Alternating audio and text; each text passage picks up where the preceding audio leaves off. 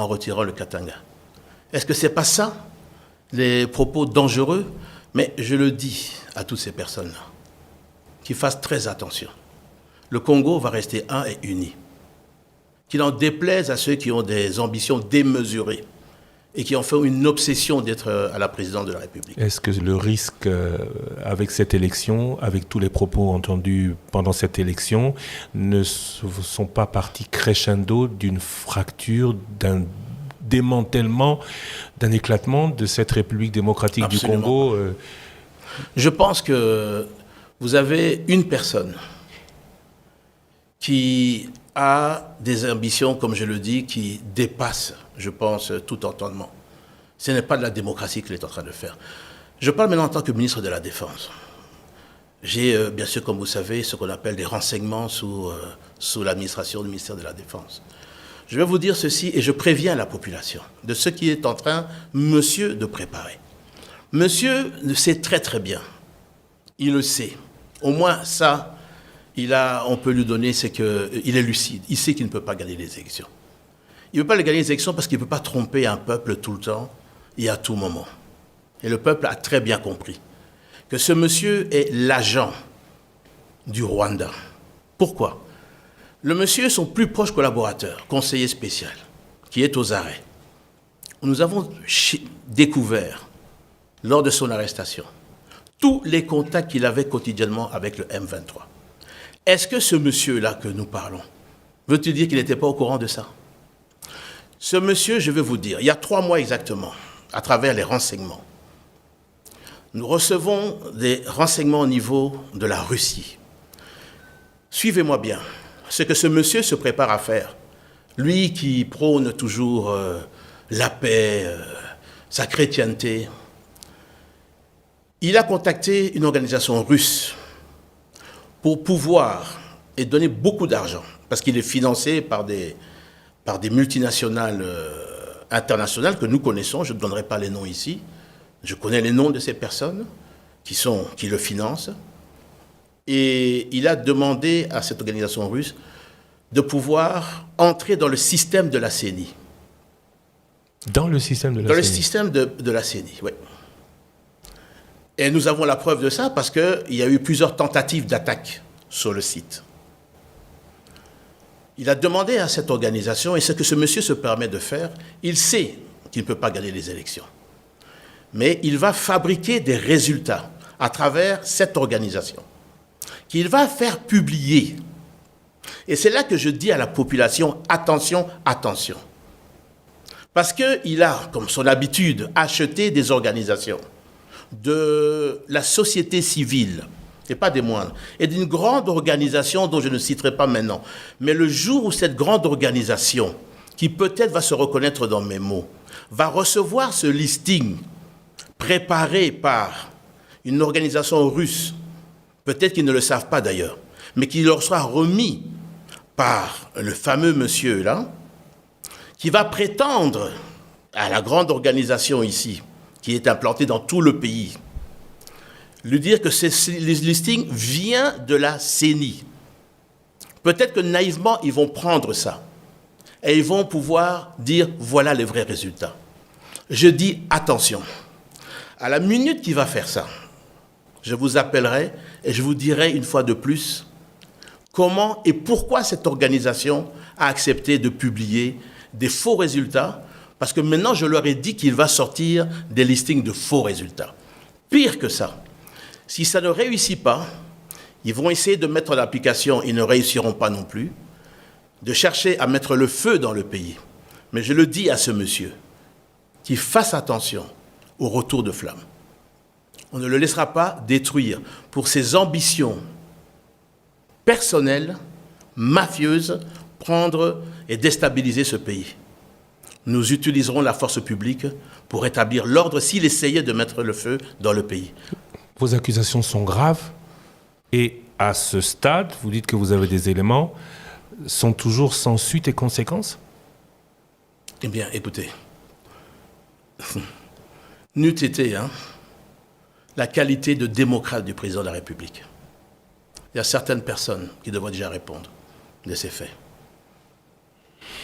En cas de victoire de votre candidat et d'une majorité au Parlement, où se voit Jean-Pierre Bemba? Eh bien, nulle part spécialement. Ce que je voudrais, c'est que le Congo gagne. Et je pense qu'aujourd'hui, le meilleur candidat pour faire gagner le Congo dans le développement de demain, c'est le président Félix-Antoine Tshisekedi. Ni Premier ministre, ni président du Sénat? Vous savez que je suis resté, ça fait depuis 2007 que j'étais sans fonction jusqu'en mars, parce que le président de la République m'a proposé de l'aider au niveau de la défense du pays. Mais vraiment, franchement, je ne fais pas une obsession. J'aurais pu être candidat à l'élection présidentielle. J'aurais pu l'être. Je ne suis pas obsédé, je veux dire, par avoir une fonction là-dessus. Je pense qu'on peut servir le pays autrement que d'être ministre, Premier ministre ou vice-premier ministre. Et en cas d'échec, face au péril que vous dites menaçant la RDC, vous reprendriez le rôle de chef de l'opposition? Écoutez, les résultats qui devraient être publiés bureau par bureau seraient très clairs à ce moment-là. Et je pense que nous allons nous incliner. Être dans l'opposition, je l'ai déjà été, ça ne pose aucun problème. Dans le même temps, certains regrettent que le ministre de la Défense ne se soit pas fait plus remarquer. Vous avez dit, j'en profite, vous avez dit, vous êtes ministre de la Défense, vous êtes exprimé pendant cette interview en tant que ministre de la Défense. Vous n'êtes pas fait plus remarquer, exprimé sur le champ de bataille. À quand de bonnes nouvelles de l'Est? Eh bien, je peux vous dire, et je ne voudrais pas vendre la peau de l'ours avant de l'avoir attrapé, mais en ce moment, les forces rwandaises sont en train de se retirer de beaucoup d'opposition. On n'en fait pas encore cas parce que nous ne sommes pas naïfs. Les choses pourraient retourner, mais en tout cas, nous observons un cessez-le-feu et un retrait des troupes rwandaises de certaines positions. Veut-il dire que les choses vont aller et vont continuer dans ce sens? Mais si ce n'était pas le cas, bien sûr, nous sommes parés à toute éventualité, mais je suis fier de ce que nos forces font sur le terrain. C'est vrai que nous ne communiquons pas parce que nous n'avons pas à communiquer sur les victoires comme certains le font à chaque fois qu'ils prennent 2 Kalachnikov et 3 petites grenades. Mais je peux vous dire que nos forces sont en train de s'appliquer très fort. Je veux dire que c'est quand même l'actif du président de la République qui a consenti beaucoup de moyens pour la formation, je veux dire, de nouvelles troupes dans les centres d'instruction qui sont ouverts et l'acquisition d'équipements modernes que beaucoup de pays africains certainement ne possèdent pas. On ne vous a pas beaucoup entendu? Oui, mais je continue à ne pas dire ce qui se passe parce qu'on parle de secret défense. Vous êtes le civil à la tête de la défense, ayant administration sur la Grande Muette, vous restez muet comme elle? Je reste muet. Alors, mais dites-nous, cette guerre, elle se termine comment? Elle se termine à la Sun City avec dialogue et brassage, ou elle va se terminer au forceps? Écoutez, nous sommes parés à toute éventualité, comme on dit, c'est-à-dire que nous sommes prêts. Le problème d'une guerre, c'est quand vous la commencez, vous ne savez pas quand elle termine. Et on nous a imposé cette guerre par le Rwanda, avec les supplétifs du M23. Donc celui qui peut vous dire la guerre va se terminer tel jour, ce n'est pas possible. Regardez ce qui se passe au niveau de l'Ukraine, la Russie, vous ne pouvez pas dire à quel moment une guerre peut se terminer. Mais ce que je peux vous dire, c'est que nous la faisons, les hommes sont prêts à toute éventualité et que nous défendrons chaque centimètre carré de notre territoire. Ni dialogue, ni brassage, jamais. En tout cas, ce n'est pas à l'ordre du jour. Il y a le processus de Luanda et le processus de Nairobi. Ce sont les 2 processus qui permettront de terminer la guerre. Et nous espérons que tout le monde va aller dans ce processus, soit de Luanda, soit de Nairobi. C'était une émission de 9 minutes, on en est à 21 minutes. Je vous remercie, M. Jean-Pierre Bemba, pour cette disponibilité peu commune. Oui, c'est vrai. Peu commune. C'est vrai. On le regrette. Oui, oui. Comment vous allez? Je vais très bien. Content d'être rentré au pays. Mais ça fait depuis 2019, hein. 2018 d'abord, un petit séjour. Et puis, je dirais, plus longtemps, à partir de 2019, avec l'arrivée d'ailleurs du président Tshisekedi à la tête, et qui a permis, je veux dire, à tous les opposants qui étaient châtiés, y compris même la personne que nous parlons ici, avait été interdit par l'ancien président de pouvoir rentrer dans le pays et a pu bénéficier aussi de la magnanimité du président, lui donnant un passeport, jusqu'au moment où il a poignardé, comme il a poignardé d'ailleurs de son ancien président aussi. Donc j'ai une anecdote à vous dire à ce sujet. Ah oui? Ah oui. Je pense que nous sommes en décembre 2021. Je pense qu'au moment où il vient à Kinshasa, parce qu'il ne sait pas s'il va rester ou il va partir. Il vient me voir à la maison Je lui dis, mais j'ai des renseignements disant que tu es en train de chercher à retrouver l'ancien président, à vous réconcilier, tout ça. Je lui dis, mais tu sais quand même ce qu'il a dit de toi. Il a dit que tu étais un traître, que tu étais un Judas. Par rapport à lui, il essayait apparemment, selon toi, d'essayer de te tuer et t'empêcher de rentrer dans le pays.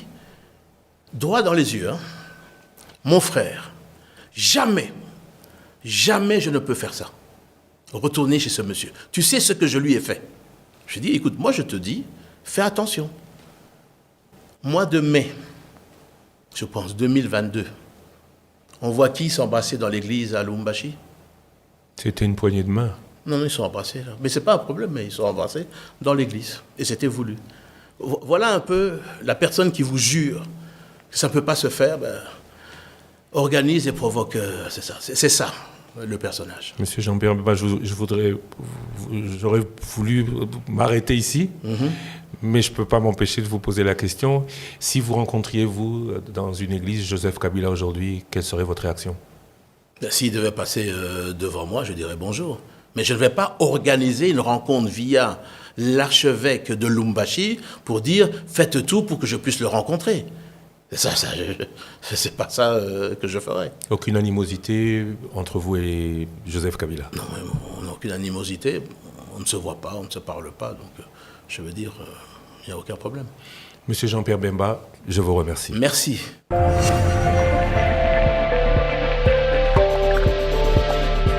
Top Congo FM, toujours imité, jamais égalé.